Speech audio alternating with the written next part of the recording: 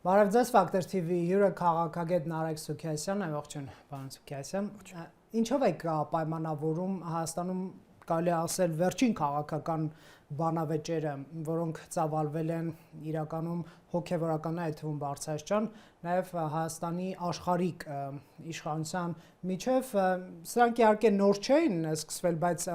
պարբերաբար շրջաններ են լինում, որ ակտիվանում են առնվազն 20 թվականի նոյեմբերի 9-ից հետո կաթողիկոս վարչապետի հրաժարական էր պահանջել, ԿՊԱ-կաններն էլ առիթը բաց չեն թողնում եկեղեցականների դեմ, իրենց քննադատություններով հանդես գալ անգամ հիշում եք անցյալ տարի այս օրերին մտմտում են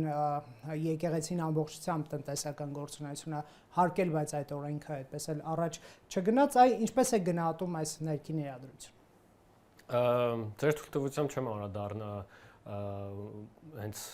արկա բանավեճի մանրամասների, որովհետև չեմ կարծում, որ դրա խթանը եւ նպատակը որևէ կերպ կապ ունեն դրա ձևի եւ բովանդակության հետ։ Իսկ ինչ վերաբերվում է դրանց որպես process-ների եւ եթե ավելի լայն նայենք քաղաքական process-ներին, ապա այս ամենը տեղավորվում է նախընտրական քարոզարշավի տրամաբանության մեջ, որը արդեն իսկ առնվազն, եթե ջրբաժան ինչ-որ տնենք,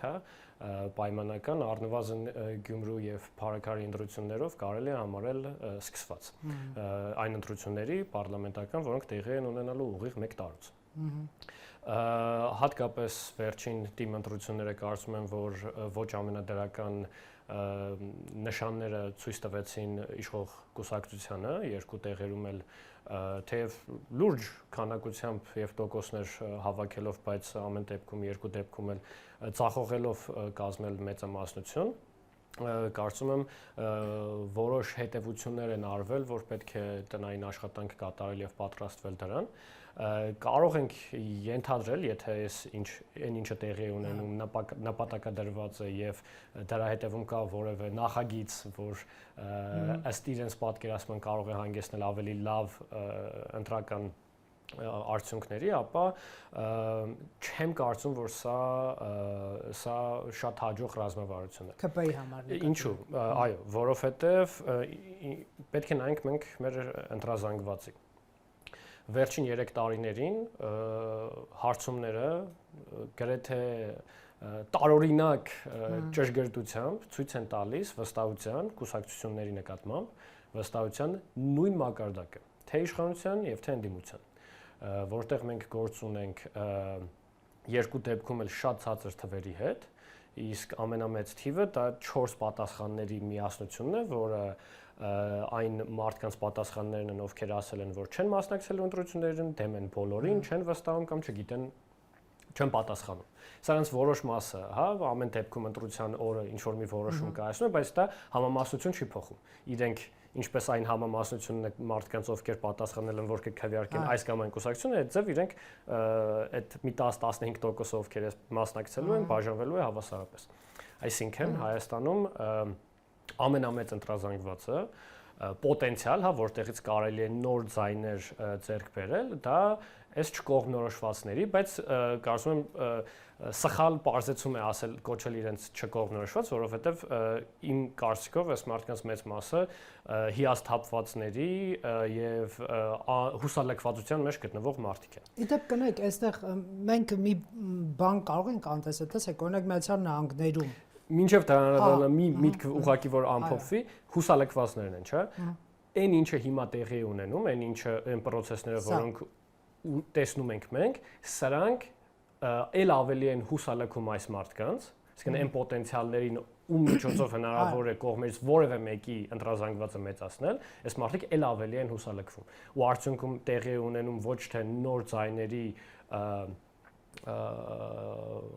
դեպի իրենց կողմ ներգրավում, այլ տեղի ունենում էլ ավելի ապաքաղաքականացում այս մարդկանց ու տեղի ունենում արդեն կազմավորված, բյուրեղացած, ատոմացած ընտրազանգվածների պրոիշխանական կամ հակաիշխանական իրենց ճամբարներում։ Այսինքն իրենք դառնում են էլ ավելի բևեռացած ու թշնամաբար տրամադրված, իսկ այս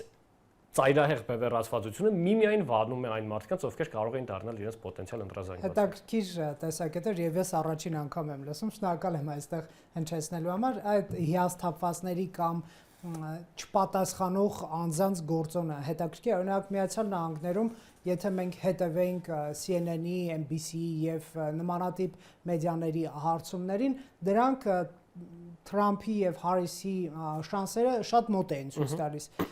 անգամ 7 տատանվող նահանգներում տարբեր ցուցանիշներ միաձայն հաղթող չկար բայց տեղի ունեցավ ինչ որ Թրամփը հաղթեց 7 տատանվող նահանգներում մեծ տարբերությամբ եւ նա ասում էր որ իմ կողմնակիցները շատ հաճախ լռում են եւ չեն մասնակցում հարցումներին այսինքն համալրում են ձեր ասած 50-60%-ի շեմը հնարավոր է Հայաստանի իշխանությունը օրինակ ունենա նման ընտրազանգված, որովհետև պարտության մեղադրանք կա, Արցախի կորստի մեղադրանք կա եւ այլն, միգուցե մարդիկ կան, որ չեն ուզում նույնացվել նման ուժի հետ, բայց կարող են գնալ ընտրությունների եւ ընտրել։ Նույնը կարող են նաեւ ընդդիմության հասցեն ասել, հա, չգիտեմ, Ռուսաստանի ագենտներ են, ես իմ 1000 մի այս դիսկուրսներից անոթ են, կարող է մարդիկ կան չեն ուզում ասոցիացվել նախկինների հետ։ Այս գործոնը հաշվի առնվում է ընդհանրապես։ Այն երևույթը ինչի մասին խոսում եք, սոցիոլոգիայում շատ հայտնի է, երբ մարդիկ փորձում են հարցին պատասխանել սոցիալապես ընդունելի նորմի կերպ, դա նաև իմիջիայլոց վերաբերում է նաև կենոնական կամ եկեղեցական պատկանելությանը, որ մարդիկ անգամ եթե ակտիվ չեն մասնակցում եկեղեցու կյանքին, երևի ավելի լավ է պատասխանել այո, որ պատկանում է եկեղեցուն կամ խուսափել այնպիսի պատասխաններից, որոնք կարող են անընդունելի լինել, հա, ուրիշների համար, այդ հարցումը անցկացնողի համար կամ պարզապես ամոթալի պատասխան չտան, ու ընդունելի կլիներ այս առարկությունը իմ բերված թվերի դեմ, եթե մենք չունենայինք դրանց նաև իրագործումը, դրանց արդյունքը Երևանի ընտրություններում, կգնան Փարաքարի, Գյումրու եւ այլ ընտրություններում եւ նաև սոցիալական նորմերը բնականաբար փոփոխության ենթակա են եւ եթե լավ 2022-ին այդ հարցման արդյունքները եղել են X կարող է ինչ-որ մի այդքան էլ ոչ ընդունելի բան ժամանակի ընթացքում դառնալ ավելի ընդունելի, բայց մենք դա չենք տեսնում հաջորդ տարիների հարցումներում։ Ու կրկնում եմ ընտրություններին տենդենսը գալիս է ընտրության գաղտնիությունը, հա ոչ մեկ պետք չի ամաչի իր ընտրության համար, երբ գաղտնի քվեախցիկում է, հա, այդտեղ մենք տեսնում ենք, որ այն իրավիճակը չէ, ինչը Միացյալ Նահանգներում եղել է ու հարցումների այդ սխալը ցույց տվողը չէ։ Բացի դրանից նաև Միացյալ Նահանգների հետ համեմատությունը մեթոդական առումով ինչու կարծում այդքան էլ տեղին չէ, որովհետև Միացյալ Նահանգները լինելով երկկուսակցական կամ երկբևեռ քաղաքական համակարգ, այնտեղ ուժերի գլխավոր թիրախը, եթե ուզում են իրենք ընտրություններում հաղթեն, դա մեդիան ընտրողին գրավելն է, այսինքն նրան, ով տատանվում է այս երկուսի միջև, որը շատ քիչ ընտրազանգված է իրականում, հա, որովհետև այն մարդիկ, ովքեր այսպես թե այնպես քվեարկելու են այս տեխնացուի օգտին կամ այն տեխնացուի օգտին, անկախ նրանից իրենք ինչ կանեն, ինչ ծրագիր կառաջարկեն, իրենք ամենայն հավանականությամբ նորից իրենց տեխնացուին կքվեարկեն, առնվազն այն մյուսին չքվեարկելու համար, հա։ Հայաստանում տարբեր է։ Հա, Հայաստանում մենք հիմա հասել ենք մի վիճակի, երբ եթե ամբողջացնենք ընդդիմությունը, հա, երբ այս մեդիան ընտրողը, միջին ընտրողը գտնվում է այս քաղաքական սպեկտրումի մեջտեղում, այս 60% կամ 50%, եթե հիաստապված մարդիկ, հա, ու ուժերը ոչ թե թիրախավորում են ու փորձում են իրենց կողմը քաշել այս մեջտեղի մարդկանց, որը երևի թե շատ դժվար բան կլինի հենց այս ուժերի կողմից, որովհետև երկու կողմերն էլ կարծում եմ գերազանցապես ապալեգիտիմացել են այս մարդկանց աչքերում, բայց իրենք երկու կողմերն էլ իրենց դիրքերը ավելի ամրացնելու համար գնում են դեպի ծայրահեղություններ։ Ծայրահեղությունները սահմանափակ են։ Իրենք երկուսն էլ հասել են իրենց հիմնական ատոմային ընտրազանգվածի սահմաններին։ Այսինքն ունեն ապակտիվացնել այս զանգվածին, որպեսզի նրանք կշիռ չհաղորդեն որևէ թևի։ Բայց երրորդ թևի։ Հա, ապակտիվացնելու համար պետք է բաներ անել, որոնք չեն հիաստապեցնում, որովհետև այս մարդիկ արդեն հիաստապված են։ Հա, իսկ քայլերը միմիայն էլ ավելի են վանում այս մարդկանց քաղաքականությունից։ Շատ լավ, եկեք հասկանանք նաև այսպես իշխանություն եկեղեցի այս հակասության հիմքը, հա։ Հայաստանում եկեք խոստովանենք, որ քաղաքականացված է ամեն ինչ։ ասենք կենցաղային առարկաները, ծառերը, տաքսիները, այն ինչ որ մենք տեսնում ենք, դրանք ունեն քաղաքականացվածության որոշակի մակարդակ։ Իհարկե սա մի քիչ հումորային, բայց ուզում եմ ասել, կա քաղաքական պատկանելիության, այսպես մեծ մակարդակը, այսինքն մարդիկ յուրաքանչյուրն ունի իր տեսակետը, եթե նույնիսկ ապակտիվ է, եւ կան օրինակ իշխանամետ։ Ապակտիվը նույնպես քաղաքական դիրքորոշում։ Այո, բոլորից դժգոհ եւ այլ։ Կան իշխանամետ փորձագետներ, կան ընդդիմադիր փորձագետներ, յուրաքանչյուրը երբեք չի խոստովանի, որ ինքը իշխանամետ է կամ ընդդիմադիր է, բայց իր խոսույթներով, պաշտպանած թեզերով, ռմբակոծելով հակառակորդ ճամբարը օգնում է այն ճամբարին, որտեղ ինքը իրականում տեղակայված է։ Իհարկե, հուսով եմ ինձ նկատի չունեիք։ Չէ, ձեզ նկատի ունենա, այստեղ չեք գիտի։ Ես ինչ նկատի ունեմ, միգուցե եկեղեցուն քաղաքացիական պայմանագիրը դիտարկում է նման ֆունկցիա կատարող կառույց, որը պաշտոնապես ընդդիմության մաս չի կազմում, բայց իր խոսույթներով, իր հակաիշխանական անցյալ տարվա այդ մեծ ակցիայով եւ այլն, բողոքի շարժումներով խաղում է ընդդիմության դաշտում։ Միգուցե սա էլ կա հարվածել բարձրաստիճան հոգեվորականներին, ապա լեգիտիմացնել, նրանց հազար մի բաներ անվանել, ընդդիմության դիրքերը թույլատնելու։ Այս սցենարը դիտարկել եք։ Չեմ դիտարկել, չգիտեմ այդ հարցի պատասխանը, արսում եք նպատակների մասին, իշխող ուժի երևի իրենք ավելի լավ կպատասխանեն։ Զուտ հղում կանեմ իմ առաջի պատասխանին, որ կարծում եմ այս բանավեճի ձևը ու բովանդակությունը բնավ չի համապատասխանում դրա հրահրման նպատակներին, դրա համար չեմ կարծում։ Միգուցե փորձում են խաղից մասնակից հանել, այդպեսի բան։ Իրենք կիմանան, բայց սպասենք, տեսնենք արդյունքները ինչ կլինեն, չեմ կարող մեկնաբանել մի բան, որի նպատակներին ծանոթ չեմ։ Շատ լավ, իսկ խճանկարը քաղաքական 26-ին ընթառաջ ինչպիսին է, այսինքն ձեզ համար հիմնական խաղացողները արդեն ակնհայտ են, այդ թիմերը, ոնց մասին դուք խոսում եք, թևանուններ չեք տալիս, այսինքն հիմնական դերակատարներ եւ կարող ենք խոսել նաեւ անակնկալներ կարող են լինել ընդհանրապես, թե ոչ, նոր խաղացողներ, նոր ուժեր։ Այս բան չկան նոր ուժեր, բոլոր ուժերը նրանք են, որոնց քաչ ծանոթ ենք։ Մենք գիտենք խճանկարի մասին, հա, գիտենք բոլոր ուժերի մոտավոր պոտենցիալը։ Դա տարբեր ընտրություններով վերահաստատվել է տարբեր տեղեր, չարժե երևի առաջ ընկնել ու ինչքան էլ ես շեշտը դրեցի Երևանի, Փարաքարի, Գյումրու եւ բոլոր մեծ քաղաքների, հա, ընտրությունների արդյունքների վրա չարժե ավել առաջ ընկնել ու կանխորոշել ՔՊ-ի տապալումը ընտրություններին, որովհետեւ մենք գիտենք, որ այլ հատկապես ռուրալ համայնքներում իշխանությունը լավ ընտրաբազա ունի, որը կգա բալանսավորելու են ծախողումները, որոնք ունի իշխող ուժը մեծ քաղաքներում։ Այդ առումով խճանկարը չեմ կարծում, որ շատ լուրջ առնվազն տեղերի, հա, հաջորդականության տարբերվի նախորդ ընտրություններից, թեև կարծում եմ ակնհայտ է բոլորի համար, որ այն սահմանադրական մեծամասնությունը, թեև ինքս ինձ ուղղեմ, դա այդքան էլ ակնհայտ չի, որ սահմանադրական մեծամասնություն չի լինի, հնարավոր է անգամ դա լինի, հաշվի առնելով մեր սահմանադրության եւ ընտրական օրենսգրքի բազմաթիվ հնարքներ, բոնուսային համակարգ, համամասնական օրինակ տեսեք, լավ, եթե մտնում ենք դետալների մեջ մտնենք, ինչ է իրենից ենթադրում համամասնական ընտրակարգը, որով մենք առաջորդում ենք ամբողջապես 100%-ից համամասնական, որը Հայաստանը ունի։ Դա նշանակում է, որ յուրաքանչյուր կուսակցություն ստանում է այնքան հնարավորինս մոտ աթոռ ազգային ժողովում իրենց հավաքած տոկոսին։ Բայց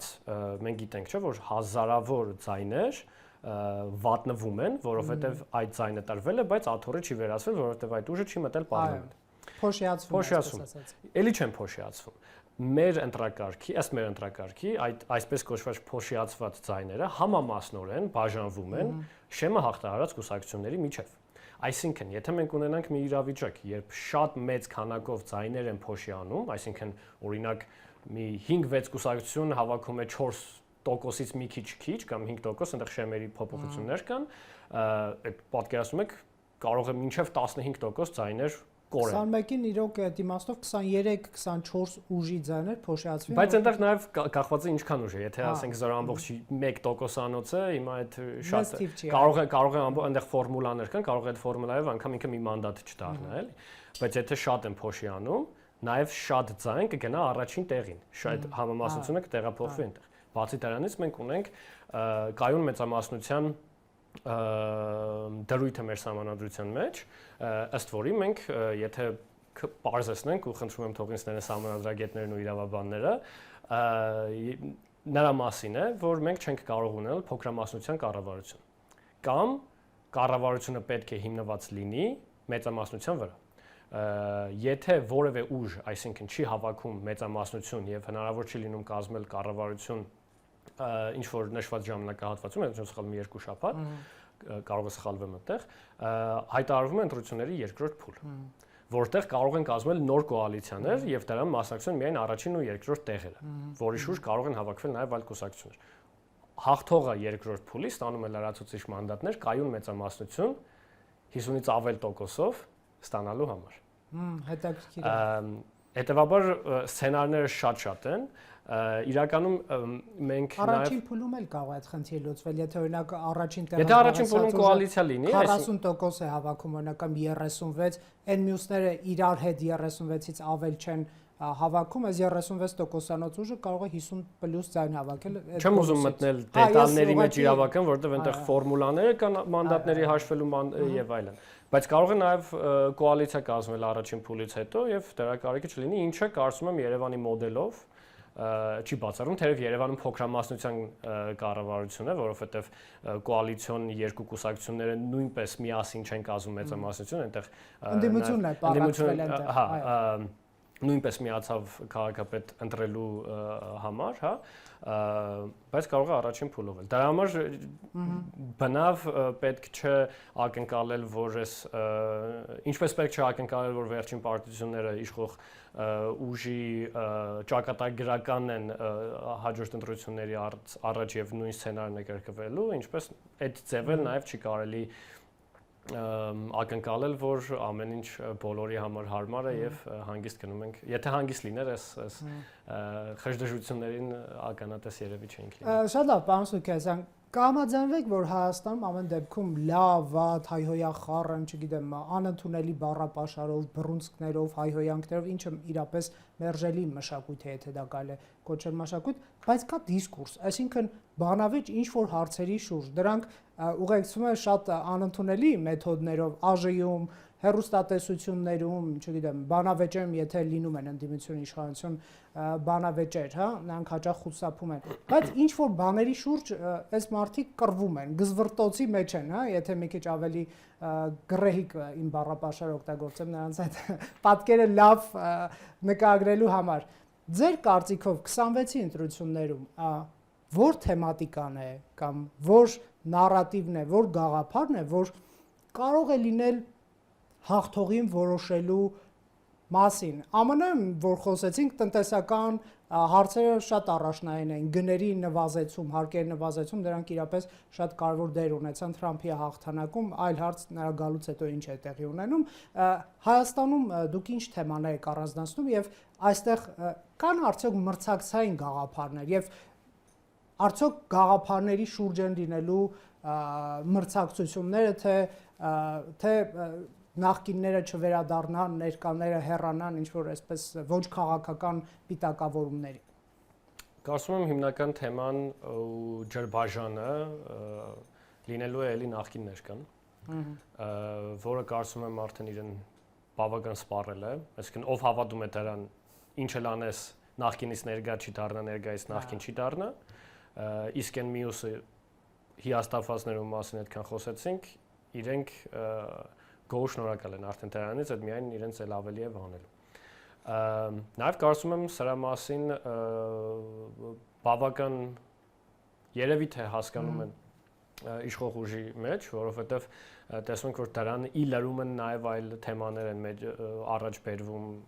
վերջին ընտրությունների շրջանակներում, թեև էլի նախկին ներկան շատ հստակ էր։ Հաջորդ թեման աշխարհաքաղաքականն է։ ԵՄ գնալ թե ԵՄ Ռուսաստան էս բարձեցված սև սպիտակ ինչ որ մի դիլեման, այսպես կոչված, կարծում եմ դա կարևոր է լինելու ընտրողների համար, որովհետև նաև հասարակական տարամազրությունները բավական գերող են, հա, կուսակցությունների համար սրանից օգտվել։ Օրինակ որևէ կուսակցություն, եթե ամբողջովին դիրքավորվի, էլի հղում եմ անում Միջազգային հանրապետական ինստիտուտի վերջին հարցմանը, եթե ամբողջովին դիրքավորվի բացառապես պրոռուսական, նման դիրքորոշման աջակիցները մոտ 6% էին։ Այսինքն դա այդքան էլ լավ ռազմավարություն չէ, եթե անգամ կուսակցությունը միակողմ պրոռուսական է, ապա դրանով մեծ ընդրազանգված չեն կարողանա իրենք գրավել, հա։ Այնտեղ կա նաև խնդիր պրո-արևմտյան ուժերի եւ իշխող ուժի միջև։ Արդյոք նրանք էլ խնդիր ունեն։ Տեսեք ինչ առումով, այս ավելի շատ ենթադրություններ եմ ես հիմա ասում, եթե մենք ունենք հստակ առանձնացված խիստ բացառապես պրոեվրոպական ուղղության քաղաքական ուժեր, որոնք իհարկե համարվում են ամենահավանական տեխնացուն որպես կոալիցիոն գործընկեր։ Եթե թե իշխող ուժը, թե այդ ուժերը միասին կամ որևէ ֆորմատով որ իրենք գնան, շեշտը դնեն բացառապես պրոեվրոպական ուղղության վրա, ապա իրենք թիրախավորել են նույն ընտրազանգվածին։ Այո, մրցակցելու են նույնի համար, իսկ իրենց պետք է երկուսին էլ պետք է հնարավորինս լայն, որպեսզի երկուսի ձայները բավականացնեն վերջում մեծամասնության կոալիցիա կազմելու համար։ Դուք հիշեք ձեր ասածը, բայց ԿՊ-ն ոնց որ նաև այսպես ասենք բալանսավորողների ձայները հենց այդտեղ եմ տանում, որովհետև բալանսավորողներին թիրախավորելով իրենք երևի թե եթե դու խոսես բալանսավորումից, այն մարդը ով ուզում է վաղը դառնալ Եվրամիության անդամ, ՆԱՏՕ-ի զորքեր բերել, այդ մարդը երևի թե չի քվեարկի, քեզ այլ կքվեարկի այն խիստ պրոեվրոպական ուժերին, հա։ Դրա համար կարծում եմ այս դիրքորոշումը իշխող ուժի երևի թե կլինի իսկ իրենց համար սա խնդիր է, հա, իրենք նախորդ ընտրությունները ընտրություններում օգտագործել են ընդդիմության տեխնացուներին թիրախավորումը որպես Ռուսաստանի մարդ, հա, բայց հիմա նաև իրենք ստիպված են թե երևի թե ընտրական նպատակներով, բայց թե հենց բուն արտաքին քաղաքականությունից բխող պատճառներով մի փոքր ավելի մեղմացնել իրենց եւ գնալ դիսկուրսը Կրեմլի մոտ շքերթի Ռուսաստանի նկատմամբ, հա։ Կարծում եմ երկրորդ թեման այս նախկին ներկայից էլի որևէ հայտնագործություն այստեղ չկա, տեսել ենք, աշխարհաքաղաքականն է լինելու։ Այս ներկա եկեղեցու հետ կապված թեման կարծում եմ հələ շատ խմորվելու անհրաժեշտություն ունի, չգիտեմ ինչ իրավիճակով կհասնենք այս թեմային ընտրությունների շեմին։ Մյուսը հետաքրքիր կլինի, որը կարող է իրականանալ, կարող է չէ, բայց համենայն դեպս դրա վրա աչք պահելու անհրաժեշտություն կա։ Բնականաբար տնտեսության վիճակն է, չկա ընտրություն առանց տնտեսության նկատառումների ու կարևոր էլեմենտ սրա մեջ հարկային քաղաքականությունը, թե հարկերի դրույքաչափերի փոփոխությունները, ինչպես դրանք արձագանքեն մարդիկ, եւ թե հայտարարագրման պարտադիրությունը, հա, կարծում եմ հասկանալի պատճառներով հետաձգվեց նոյեմբեր, հա, դրա վերջնաժամկետը, որովհետեւ նախ անհնար էր պարզապես ես էլ կարող ենք խոսել հաղորդակցության եւ պլանավորման իրենք պատրաստ ձախողումից։ չեն, պետություն պատրաստ չէ սպասարկել այդ Եվ ենթակառուցվածքներ չկան եւ ամեն բան։ Տպիչ չկար։ Բայց նաեւ այդ մեծ ալիքը, եթե չկարողանան բաժանել ալիքների մինչեւ նոյեմբեր, հա, այդ մեծ ալիքը ընտրություններից ընդամենը կես տարի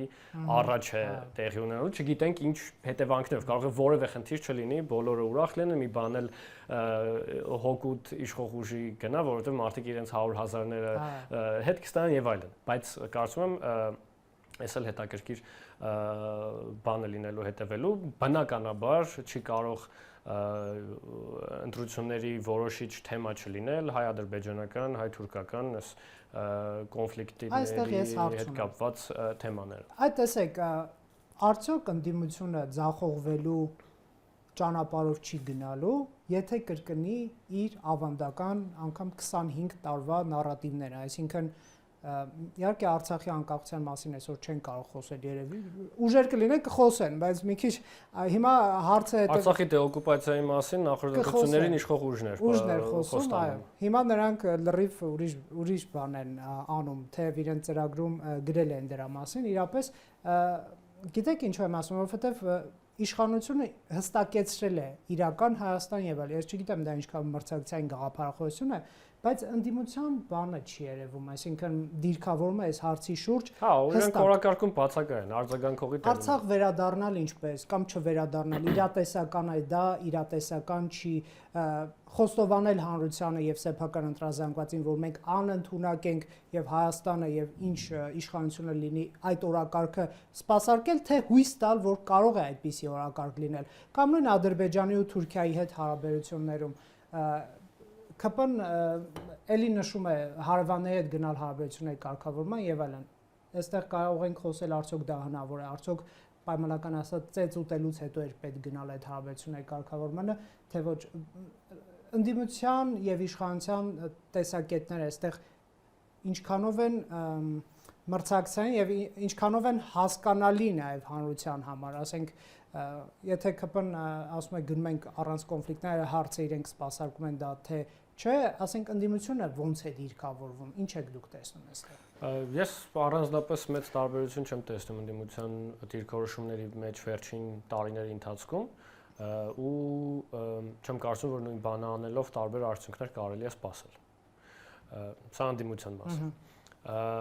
Իշխանությունը խոսք է տալիս, որ ընտրաճանապարհը ինչքան էլ ցավոտ ու անհարմար, բայց խաղաղության ուղին է, սրա լավագույն թեստը հենց իրականությունն է, հենց այն ինչը ընտրողները տեսել են ու տեսնելու են մինչև ընտրություններ։ Եթե տեսնեն, որ այս ասենք զիջումային կամ փոխզիջումային կամ ինչպես ուզում եք անվանել այս քաղաքականությունը չի բերում խաղաղության ու հնարավոր է նաև ասված չանի ավելի էսկալացիաներ սրացումներ եւ այլն, կարծում եմ դա իր արձագանքը կարող է ստանալ ընտրությունների ընթացքում, այսինքն մարդիկ չհավատան, բայց էլի վերադառնամ այն առաջի սոցիոլոգիային։ Այն ատոմային ընտրազանգվածը, որը ձևավորված է իշխող ուժի շուրջ,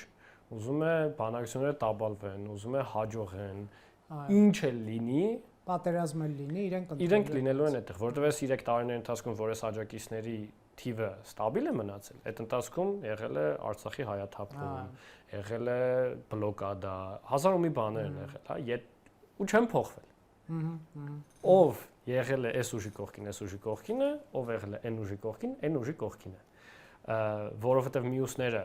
ովքեր ումից պետք է նոր արյուն գա, ու երևի լավագույն բառի ընտրությունը չէր, բայց նոր քվեներ կան, այդ մարդիկ ընդհանրապես չեն վերցնում այս օրակարգը, որ իրենց առաջարկվում է, իսկ կողքից օրակարգեր չկան։ Այս երրորդ ուժի մասին էս մեր մոտ փրկչի կամ եւ այլն Մեր երրորդ ուժի ակնկալիք։ Հա, այսինքն կարող է, հա, տապալումը, այսպես եկեք ձևակերպենք, տապալումը կոնֆլիկտի շուրջ իրենց տեսլականները մարդկանց համոզելու չի փոխելու որևէ բան, աջակիցները մնալու են աջակից, նոր մարդիկ էլ բնականաբար տապալում տեսնելով չեն միանալու։ Բայց ընդդիմությունը այստեղ շանս ուներ ապացուցելու, որ ինքը ավելի արդյունավետ կկարողանա բանակցել, խաղացում բերել, որովհետև այսօր եւի մեր հանրությունը չի ուզում